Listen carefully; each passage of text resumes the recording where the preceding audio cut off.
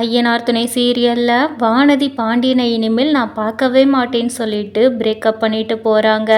அப்படி போனதுக்கப்புறம் வானதியும் ஒரு பக்கம் பாண்டியனை நினச்சி கவலைப்பட தான் செய்கிறாங்க. அதே மாதிரி பாண்டியனுமே வானதியை என்னதான் கண்டுக்காமல் இருக்கிற மாதிரி நடித்தாலுமே அவங்க நிஜமாவே வானதி இல்லாமல் ரொம்பவே கஷ்டப்படுறாங்க. வானதியோட அண்ணனுக்கும் அப்பாவுக்கும் வானதி இப்போல்லாம் பாண்டியனை பார்க்குறதும் கிடையாது, அந்த மெக்கானிக்கோட கடைக்கு போகிறதும் கிடையாதுங்கிறது தெரிய வருது. அதுக்கப்புறம் வானதிக்கு ஏதாவது வரன் பார்க்கணும்னு சொல்லி வீட்டில் பேசிக்கிட்டு இருக்கிறாங்க.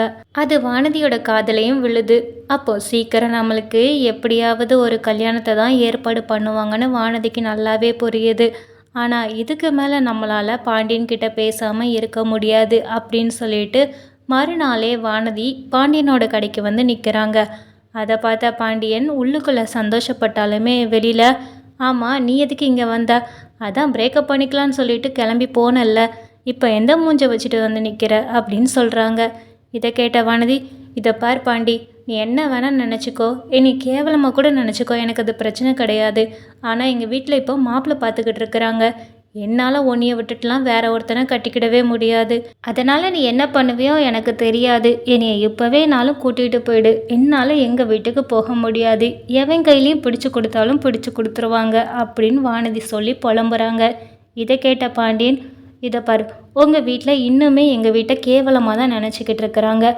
உனக்கு அந்த நினப்பு இருந்தா சத்தியமாக சொல்கிறேன், நீ இப்படியே போயிடு. அந்த கல்யாணத்தை நீ சந்தோஷமாக பண்ணிக்கோ, எனக்கு எந்த பிரச்சனையும் கிடையாது. ஆனால் உங்கள் வீட்டில் அப்படி பேசினாலுமே நீ எங்கள் வீட்டுக்கு உறுதுணையா எங்கள் வீட்டு பொண்ணா என் கூட வருவ அப்படின்னா நான் இப்போவே உன்னை கூட்டிகிட்டு போக தயார் அப்படின்னு சொல்கிறாங்க. வானதி என்னதான் வீட்டை விட்டுட்டு வர்றதுக்கே தயாரானாலும் அவங்களுக்கு அவங்க அம்மா அப்பா அண்ணன் இவங்க 3 பேரை பற்றியும் பாண்டியன் பேசுனது இன்னுமே கொஞ்சம் கஷ்டமாக தான் இருக்குது. இதே மாதிரி தான் கல்யாணத்துக்கு அப்புறமும் பேசுனா எப்படி செட் ஆகும்னு சொல்லிட்டு கொஞ்சம் யோசிக்க தான் செய்கிறாங்க.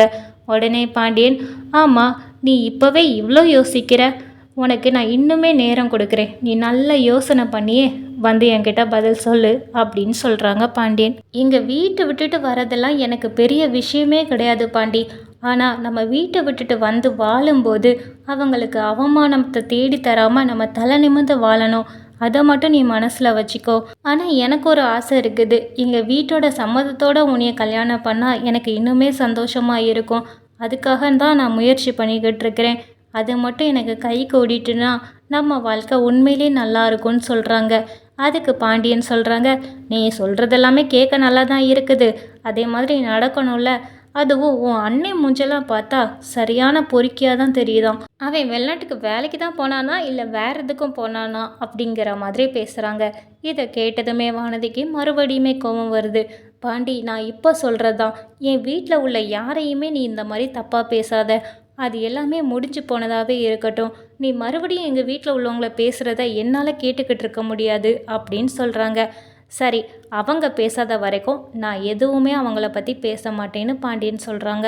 2 பேருமே பெரிய சண்டைக்கு அப்புறம் இப்போ தான் நல்லபடியாக ஒன்று சேர்ந்துருக்காங்க. வானதி சொல்கிறாங்க, சரி ஒன்றும் பிரச்சனை இல்லை, போகிற வரைக்கும் போட்டோம், எங்கள் வீட்டில் நான் கேட்டு பார்க்குறேன், அவங்க சம்மதிக்கலைன்னா கண்டிப்பாக நான் எல்லாத்தையும் தூக்கிட்டு உன் வீட்டுக்கு வந்துடுவேன் பார்த்துக்கோ அப்படின்னு சொல்லிட்டு வானதி சிரிச்சுட்டே கிளம்பி போகிறாங்க. பாண்டியனுமே வானதி போகிறத பார்த்து சிரிச்சுக்கிட்டு இருக்கிறாங்க.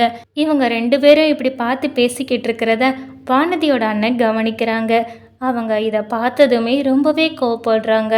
இவ திருந்தவே மாட்டா போலுக்கு, இவளை என்னதான் செய்கிறதுன்னு தெரியல அப்படின்னு ரொம்பவே கோவப்பட்டுட்டு போகிறாங்க வானதியோட அண்ணன். அப்படி அவங்க நண்பர்களோட எல்லார்கிட்டையுமே பேசிக்கிட்டு இருக்கும்போது இந்த வானதிக்கு என்னதான் ஆச்சுன்னு தெரில, எப்போ பாரு அந்த மெக்கானிக் பின்னாடியே தான் சுற்றிக்கிட்டு இருக்கான். நானும் எத்தனையோ தடவை சொல்லி பார்த்துட்டேன், அவளுக்கு கொஞ்சம் கூட புரியவே மாட்டேங்குது.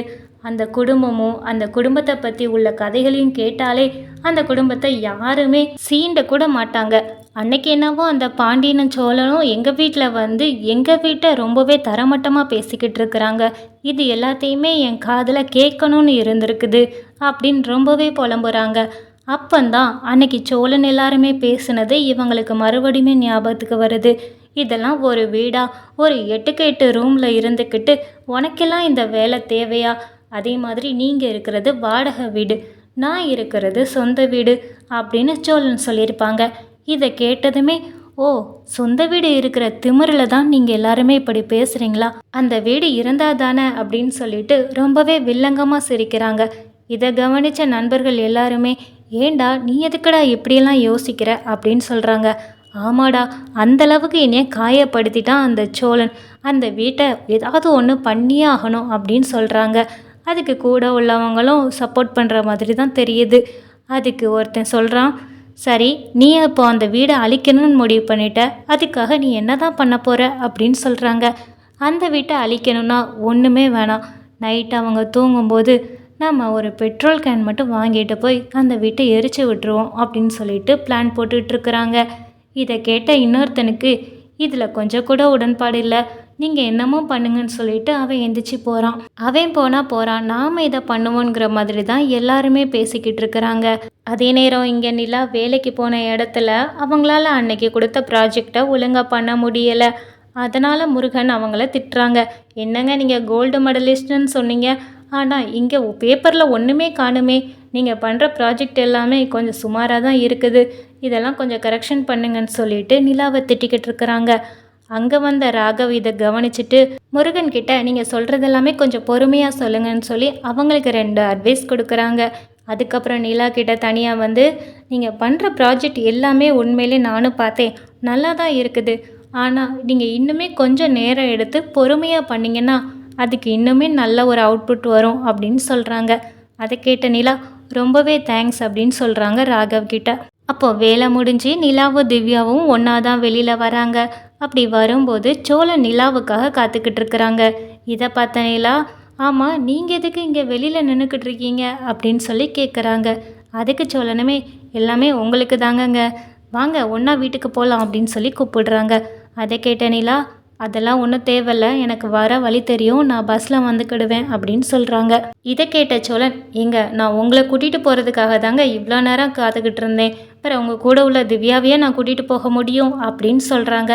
இதை கேட்ட திவ்யா, உங்கள் 2 பேர்த்துக்குள்ளே நான் எங்கேருந்துங்க வந்தேன் அப்படின்னு சொல்லி கேட்குறாங்க. அதுக்கு நிலாவுமே, வேணா கூட்டிகிட்டு போங்க, எனக்கு ஒன்றும் பிரச்சனை இல்லை, நான் பாட்டுக்கு பஸ்ஸில் போகிறேன் அப்படின்னு சொல்கிறாங்க. இதை கேட்ட திவ்யா, நீங்கள் வேற நைஸு போல் என்னைய கழட்டி விடுறீங்க அப்படின்னு சொல்லி 3 பேருமே பேசி சிரிச்சுட்டு கிளம்பி வந்துக்கிட்டு இருக்கிறாங்க.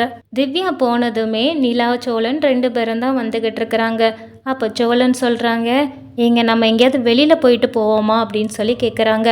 அதுக்கு நிலாவுமே, அதெல்லாம் வேணாம், நேராக வீட்டுக்கு போவோம், அண்ணன் எப்படியும் டீ போட்டு வச்சுருக்கோம், போய் டீயை குடிச்சிட்டு ஏதாவது பேசிக்கிட்டு இருக்கலாம் அப்படின்னு சொல்கிறாங்க. அப்போ சோழனுமே, ஏதாவது பேசுகிறத இங்கே 2 வார்த்தை என்கிட்ட பேசலாம் அப்படின்னு சொல்கிறாங்க. இதை கேட்ட நிலா, என்ன சொன்னீங்க இப்போ அப்படின்னு சொல்லி கேட்குறாங்க. அதுக்கு சோழனுமே, நான் என்ன சொன்னாலும் உங்களுக்கு புரிய போகிறதில்ல, இப்போ இது மட்டும் புரியவா போகுது அப்படின்னு சொல்லி புலம்புறாங்க. கரெக்டாக இவங்க 2 பேரும் பேசுகிற நேரம் அங்கே பல்லவன் வராங்க. பல்லவனை பார்த்ததும் சோழன் சொல்கிறாங்க, இந்தோ வந்துட்டாம்ல என் தம்பி, என்னைய பிரிக்கிறதுக்கு, இவன் ஒருத்தன் போதும் என் குடும்பத்துக்கு அப்படின்னு சொல்கிறாங்க. சோழன் எப்படியாவது நிலாவுக்கு தன்னோட காதலை புரிய வைக்கணும்னு சொல்லி நினைக்கிறாங்க. ஆனால் அதுதான் நடக்க மாட்டேங்குது.